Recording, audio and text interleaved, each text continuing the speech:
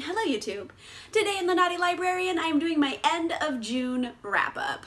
In the last half of June I managed to read 6 additional books and they were pretty good! I know the first half of June was like a little hit and miss, but like the second half of June kind of course corrected. They were all pretty good. I was surprised, pleasantly so.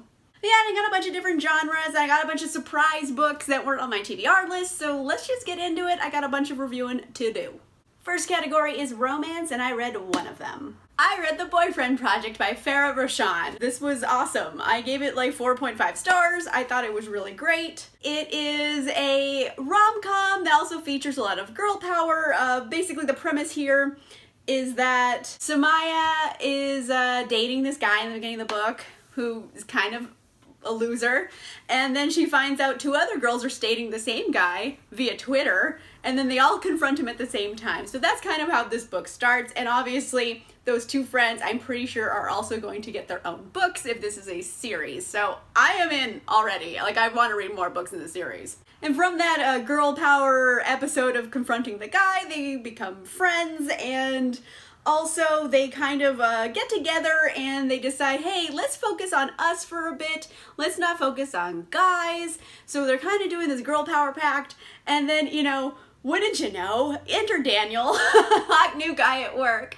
who is just like ticking off all of the boxes of like perfect dude that I was like suspicious for a second. I mean, you're supposed to be because you get Daniel's perspective in the book, but like I was like, he's hiding something. There's no person who's like that perfect. And that's why I couldn't give it 5 stars. It's just like the lies that are being told are odd. It's like an odd scenario. You know what? Fine, I'm just gonna say he's like an undercover agent. What, in a rom-com? It's just an odd situation that isn't explored enough, I feel, to make him feel like more of an agent than he is. I don't know. It didn't feel like it was like explored enough. It felt like there's loose ends there that should have been tighter. So that's why I took off half a star. But other than that, I enjoyed every bit of this. It has fun, witty banter. It has awesome characters that you totally root for, who are intelligent and becoming self-actualized, and just like awesome people that you'd want to be friends with in real life because they feel like actual people, which is awesome in a rom-com because these can go to histrionics very easily. But I enjoyed this so much. Oh my goodness, it's a really great rom-com. It's funny, it's sexy, the characters are great. I have such high hopes for the next 2 books because she has 2 friends, and ooh, these girls get into shenanigans. I'm so into it. Another plus side here is that they do go into you know, generic biases that are in the tech industry because Samaya does work at a tech company. And, you know, she is also female and black, so those are 2 things that make life a lot more difficult for you, especially in the tech industry, considering most of the people you're going to be working with are generally male and white. So they do go into aspects of that and how it affects her life as a woman of color, and it's done with such like an interesting nuance that it doesn't feel like the whole book is about that, but it has enough in there that it makes sense for the character to talk about these feelings and have it influence how she interacts with other people. So that just kind of goes back into the way that these characters feel like someone who exists and could be real and you could be friends with. And also Daniel's like little Mr. Perfect coming along, and he's just like saying all the right things. He's a surprisingly like feminist guy, and I'm like, oh my gosh, he gets it. And then I'm like, well, a woman wrote this, so like he would get it. But it's seeing a dude who just like gets women, and I was like, what? Oh my goodness. Daniel is an excellent book boyfriend, and this is like a fun, well-paced, I don't know, comedy romance. It's a rom-com, but it's a good one. 4.5 stars. Next category is fantasy, and I read 3 of them. I read Rage and Ruin by Jennifer L. Armentrout. This was not on my TBR list, but it came out and I just started devouring it immediately. I had to. In case you were not aware of Jennifer L. Armentrout, she writes angsty teen paranormal book series, and they're all wonderful. Like, just read it for the juice is like a term I've now coined about books that you're just reading because it's gonna be full of juicy drama and you're just like living for the juicy drama. Like, she will give you your fill of it. Now, it's gonna be kind of hard to describe where this book fits in the universe that it's set in because this is the second book of a spin-off series that has a trilogy. So it's like the 5th book in this world. So I'm gonna try not to be spoilery, but if I don't have some information, this will make literally no sense. This is the Harbinger series, which is a sequel series to the Dark Element series, which is about angsty teen gargoyles fighting demons. It's like, oh, gargoyles, and they're gonna have really awesome hair and be like deliciously broody. I'm in. Tell me no more. I'm still hooked. I'm always gonna be hooked. She writes the best paranormal teen angst I have ever read. They are so juicy. It's juicy drama. Like, if you like Riverdale and like shows that are ridiculous, but like the juice factor is high and that's why you like them, I really cannot recommend these books enough. As for plot, it's gonna not make any sense if I'm trying to describe it because this is a continuation of a continuation, but we're still following Trinity and Zane, and they are in a very precarious position because Trinity is part angel. So there's that. And Zane is a gargoyle, and they're like cosmically bonded together, and he is her protector, and he fights like demons off of her, but she can fight for herself, and also she's going blind. Like I said, read it for the juice. It keeps getting juicier. And their relationship is really complicated because they're bonded to each other, which means they can't be romantically linked to each other, but they were like totally romantically linking to each other before they got bonded, and then they got bonded and they're like, oh no! And now they're just like, I want to kiss you, but I can't. And then like they totally do it anyway, and you're like, yes. Also, I'm going to point out that this is a new adult series. This isn't YA because the characters are all over 18 years old, and there's a dash of smut in here, I'll just say it. And I don't, it doesn't feel right saying it's a YA, and it doesn't feel right saying it's an adult, so I'm gonna put it in the weirdo new adult category that doesn't exactly exist. But yes, angsty relationships, and also trying to save the world from an apocalyptic event that they're trying to fight off. And also she's going blind, and then doomed romance, and then there's also demons, and then ghosts, and there's like a lot going on. But I genuinely don't care. It's so juicy, and I gave 5 stars because like it's like such a page turner. It's 600 pages, and I read it in 2.5 days because I could not put it down because every page something juicy happens. You're just like, oh, what's gonna happen? It's popcorn. It's so good. So I recommend, if you want to get into these series, she has several different ones. They're all pretty fun. They're just juicy, juicy angst. I love it. 5 stars. It's kind of a me book, but whatever, I liked it. I also read Sharp Ends by Joe Abercrombie. This is a collection of short stories set in the First Law world, and it was like the last book I had to read before I get into the next big trilogy. And it's just short stories, like it's kind of be hard to review it because all of the stories are about different characters. There's a lot of familiar faces and kind of like their backstories. There's like a duo of characters that show up multiple times in this book, so it's kind of like their adventures throughout the course of many years. And I kind of just wish I had a whole book about them, like make it like a short novel, a novella. Make a novella just about those 2 characters. It would have been dope. A lot of the stories here are ones that we've heard mentioned in other books that we always wanted to see what actually happened. Now you actually get to see what happened. And I mean, it's a short story collection. They're really hard to review because it's short stories. I'm going to review each story individually. No, that's going to take forever. But I mean, it's adequately stabby and grimdark and gallows humor and everything that you would expect from the First Law world, but these ones are somewhat lighter in tone.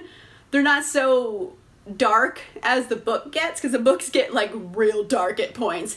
This one is a bit more lighthearted because they're just like, yeah, it's silly. They're silly stories. But it was fun. I recommend. It's like a nice little jaunt throughout the First Law world.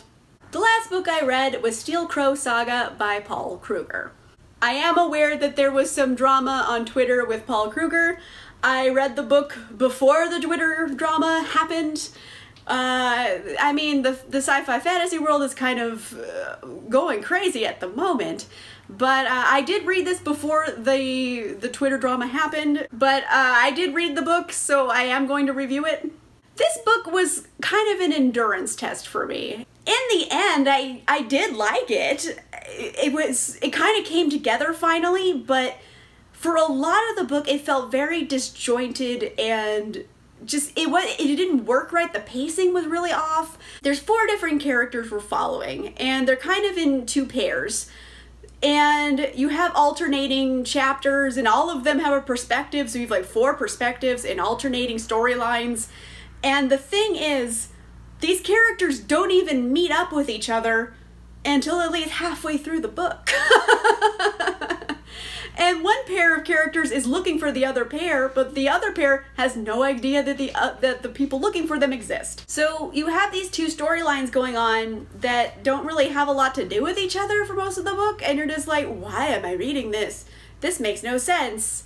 And the blurb makes it seem like it's supposed to be about one thing, and then the majority of the book isn't about that thing, and you're just like, what is this supposed to be about? There's no, like, point. What are these characters trying to get? There's no carrot at the end of this string to, like, lead on the horse. Like, there's nothing, like, leading these characters somewhere. So for the lot of the book, I was just like, what is happening? And the thing that kept me reading during the book is that it was surprisingly well written. Like, the characters were really vivid, the cultures here were really vivid, and I genuinely liked a lot of it. There's a lot of really funny jokes in it. So I kept going, and it was an endurance test, because for a lot of it, there was no point. And this isn't even a trilogy, it's a one-off, it's done. And there was no point for most of it. So it's just like, if you're gonna have a one-off book, you gotta get to a point, and you gotta get to it sooner than like over halfway through the book. And even then, it didn't really get to it until like probably 90% of the way through the book. And then the thing that they got to that was like the central bad guy, it was kind of underdeveloped. So, I mean, structurally speaking, this has a lot to be desired. However, content-wise, I thought it was pretty well written. The characters are really good. There's a lot of, I liked all of them. Well, maybe not, no. There's this one character, Jimuro, who is a prince and just insufferable, like frankly insufferable. But the rest of the characters I genuinely really liked. They have a detective duo as one of the pairs of characters, is Shulan and Lee, and I wish the whole book was about them. They were the best. Shulan is a princess pretending to be a detective, and Lee is a thief who gets kind of roped into going along with this princess detective, and they are solving crimes and being noir characters in a world that's not noir. They're just kind of really oddballs in this world where no one else is a noir character, but they are, and it works really well. So there are aspects of this book that are very well written, and I did enjoy quite a bit. It's just like, structurally speaking, this is a house of cards. I couldn't like make heads or tails of what the point was. What is the point? I don't know still. So it was one of those weird toss-up books where it was really hard to rate because the writing itself was genuinely really good. Like, I liked the characters. I liked a lot of the emotional development. I liked a lot of the plot points.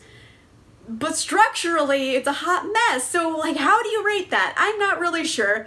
I ended up giving it, like, 3.75 stars, because I did enjoy the writing quite a bit. So I rounded up to 4 to be generous, and yeah, there you go. Structurally a mess, but kind of good at the same time. Last category is sci-fi, and I read 2 of them. I read Riot Baby by Tochi Onyebuchi, and I put this in sci-fi, which is kind of, I feel like I don't know where to put it. It could have been in fantasy, but I feel like the magic in this one is a bit more science-based, so I put it in sci-fi. Lee says how I differentiate between fantasy and sci-fi because sometimes there's a fine line between the two. And his book is really short. It's technically a novella. It's about 170 pages or so. And I didn't know a lot when I was going in. Like, I thought it was going to be kind of a traditional narrative where, you know, it has like the beginning drama and then the growing, then you have like the plot twist, then the climax, and then the conclusion, you know, like a normal story arc. But it's kind of not. It's actually a bit non-linear and it's almost dreamlike, so I've never really read another book quite like it. We're following these siblings, Ella and Kev, and Ella actually is like a goddess. She has all of these crazy world powers where she can like go backwards and forwards in time and astral project and destroy cities with a thought. Like, she is like all powerful. And then you have Kev, who through many events, some of them weren't his fault, some of them were, he winds up incarcerated. So a lot of the book is about what it's like growing up in a world that's a police state. And you can make the comparison to the world that we're in currently with the Black Lives Matter movement and how the world has kind of always been a police state for people who are of color, especially Black people. It's always been a police state to them. So it's taking that idea and putting it through a sci-fi filter, because there's a lot of now technology in this world that the police state is becoming more and more insidious. It's like creeping under your skin in this world to the point where you're like, we don't have freedom, we have the illusion of freedom. And mind you, they did all of this in 170 pages. So it's a lot of like really big ideas and thoughts to explore in a really short amount of time. So like I was saying, it's very non-linear and kind of dreamlike, and it's a book about a feeling. And this book kind of evokes that feeling through a non-traditional narrative. If you're looking for a story that's point A to point B, you're not gonna get it here, but if you want something that's really thought-provoking and genuinely like artistic, like it gives you a feeling, you were immersed in this world, in this dreamscape, and you really get the vibe of it. Like, you feel how these characters feel through this non-traditional storytelling method, then you're really, really gonna like this. Like, I've never really read anything else like it, and it was pretty good. Personally, I'm just like a nerd, and I would like to see more of Ella's powers, but I think most of the book isn't necessarily from Ella's perspective. She's not really the emotional center of the book. It is Kev. So he's the emotional center, and Ella is kind of like this sweeping element doing her own thing. So I don't know, I'm not even explaining this very well, but it's very lyrical and dreamy, and it's kind of about what it's like living as a Black person in America when we all know the problems America inherently has. So it's very good, and I do recommend it. And also it's 170 pages. Like, you can read it in a day. It's very short. So I do recommend it. I thought it was pretty good. 5 stars. Last book I read in June was The Stars We Steal by Alexa Donne. This one is a sci-fi reimagining of Persuasion by Jane Austen. So they're in space on a spaceship, and they're doing kind of a Bachelor-esque type of thing. There's all these like young people coming together for like the season, you know, and they're all like, we gotta get married and make babies because we live in like spaceships and we gotta repopulate. We're mainly following Leo and Elliot. Leo, Princess Leonine, she's a space princess, and she's kind of trying her best to save her family, who is kind of destitute. So she's coming up with all kinds of interesting ways that she can make money that doesn't involve marrying for it. However, that's just kind of the easiest way to come into money in this world, is to marry into it. Enter Elliot, the boy she loved, who she was persuaded, get it, out of marrying because he was lower class and not a rich nobleman. So years go by, he comes back, he's like, I got money now, and now everybody wants a piece of Elliot, and Leo is angsty, and Elliot is angsty. There's so much angst. And it's also slow burn, and slow burn angsty books usually are not my jam at all. Like, I don't have the patience for it, but this one kind of worked. Like, the slow burn angst of it worked for the characters in a good way. It's rare that I say that a book, like, I enjoy the story enough that I get over that, like, roadblock for me. And then while most of the focus of the story is that angsty romance in this season and romance in general and weird pairings and everyone's flirting with each other and just angst everywhere, that's the majority of the story. And then they keep throwing in sci-fi elements like, ooh, a water reclamation system or spaceships and devices upon them. Not a lot of the story is really about the sci-fi elements here. They kind of are just an odd backdrop. They go for a spacewalk instead of a walk through the garden, for example, or just in general, like, I don't know, it's just an odd setting and I don't necessarily see what the sci-fi element necessarily adds to the story. I mean, it is a cool idea for a retelling. It's cool. I'll say that. Sometimes things can just be cool for the sake of being cool, but if I'm being realistic here, the sci-fi elements, they're cool, but are they necessary to tell the story? And the answer is probably not. There's a lot of like things about like the fleet of starships and the science fiction-y devices that could have been gone into harder if this was leaning more towards sci-fi, but the fact of the matter is they're not really gone into with much detail, so I think this is definitely leaning much more towards the romance side. So, you know, it's just kind of what you're expecting when you're going in. I would definitely put this as more of a romance than a sci-fi story, but it does have sci-fi elements. Also, side note, there's a lot of different sexualities being represented here, which is really cool to see. There's actually asexual representation, which is very rare. I never see asexual rep. So that's just like another little detail that kind of really made me enjoy the book, that there was other sexualities being explored. Mind you, this is far into the future and we're in space. Things should be different regarding sexualities, you know? And it is. They have all different kinds, and I do appreciate that. So, I don't know, things work because it's sci-fi and things aren't necessarily hindered or helped because it's sci-fi. I don't know, but it's a fun, slow burn, angsty romance, which I never thought I'd say. 4 stars. Alright, so that is it for June. The second half of the month, I had a good time with all the books I read. I was really happy about it. The first half was kind of hit or miss. Second half went out strong. I had a great time reading these books. The lowest rating I had, I think, was like 3.5 stars, which is not bad, so I'm counting it as a win.